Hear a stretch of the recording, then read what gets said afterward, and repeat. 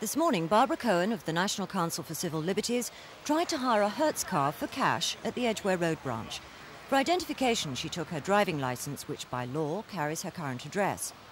Hertz say the photographs they take are held by an outside security company. They're passed to the police if the car isn't returned. Otherwise, they're destroyed after a year. But the customer has no guarantee or control. 20 minutes later, Barbara was back. She'd been refused a car because she refused to have her photograph taken. Well, I think it's unnecessary. It's unnecessary and undesirable. It's ridiculous. I mean, I can't see the benefit of having further information about me. Having my photograph isn't going to make me bring the car back more quickly, make me comply with my side of the contract. And as we all know, the police use photographs more or less to exclude people rather than to find them for the most part.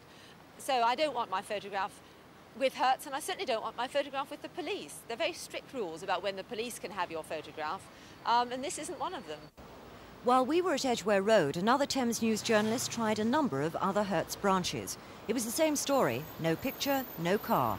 In one case, they insisted on a photograph even with a credit card.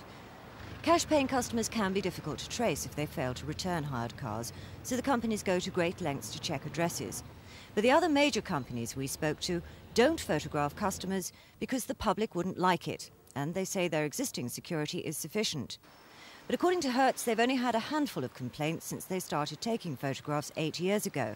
The NCCL are unimpressed. I think what we're campaigning for is legislation to control the storage of information without our consent, access to information, and campaigning for a much greater public awareness of the fact that people are trying to keep unnecessary records about us. Hertz claim their system protects members of the public who've had their driving licences stolen. But what they and others in the industry would really like to see is the introduction of photographs on driving licences. Tricia Ingram's Thames News.